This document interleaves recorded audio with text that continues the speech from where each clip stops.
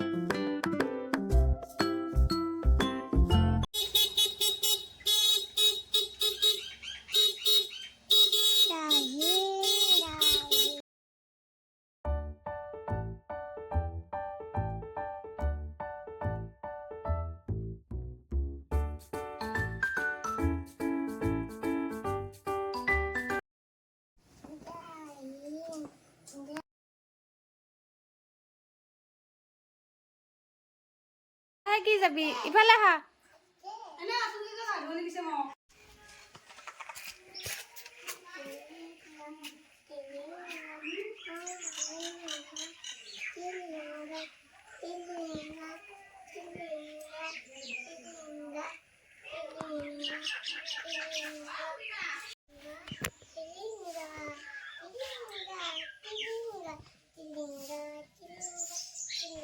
আৰু আজি পুখুৰীত মাছ মাৰিছিলে, সেয়া মাছ উঠালে, বহুত উঠালে, বিক্ৰীও কৰিলে। আৰু ঘৰতো মানুহ বহুত, যিহেতু আলহী আমাৰ ঘৰৰ মানুহ তেনেকৈ বিলাব লাগে যে, সেইবাবে আৰু বহুত বছৰৰ পিছত এনেকৈ লোকেল মাছ ডাঙৰ খাবলৈ লৈছোঁ। পুখুৰীৰ নিজৰ পুখুৰী মাছ ঘৰত, তো ভাল লাগে ন সেনেকুৱাই ঘৰৰ বস্তু। কিন্তু বেয়াও লাগে, মানে ঘৰত পোহা বস্তুটো বিক্ৰী কৰিব লাগিলে বা মাৰি খাব লাগিলে বহুত বেছি বেয়া লাগে। আৰু ভণ্টিয়ে চাফা কৰি আছিলে, তাতে অকণমান ভিডিঅ' কৰি আপোনালোকক দেখালোঁ। আৰু ইফালে ভাইটি স্কুলৰ পৰা লৈ আহিছিলে চিঙৰা আৰু লগত চাটনি, জলকীয়া চাটনি, সিহঁতে খাই লওঁ। আৰু তাৰপিছতে আহিলে আলহী। আমাৰ আবু যিহেতু ভৰি ভাঙিলে, সেইকাৰণে খবৰ ল'বলৈ তেনেকৈ আলহী আহি আছে। আজি মানে ইমানেই বেছি ব্যস্ত আছোঁ যে ভিডিঅ' ভালকৈ কৰাও নহ'ল। আৰু 15 আগষ্টৰ ভাবিছিলোঁ অকণমান ভিডিঅ' বনাম মই, মানে ভালকৈয়ে, আৰু দেউতাৰ স্কুলতো বনাম বুলি ভাবি থাকিলোঁ কেনেকৈ কি কৰে, কিন্তু কৰা নহ'ল। মানে টাইমটো মিলাবই নোৱাৰিলোঁ। মইতো যাব নোৱাৰিলোঁৱে, ভণ্টিয়ে যাম বুলি কৈছিলে গোসানীক লৈ, তাইকো দেখাম বুলি কৈছিলে।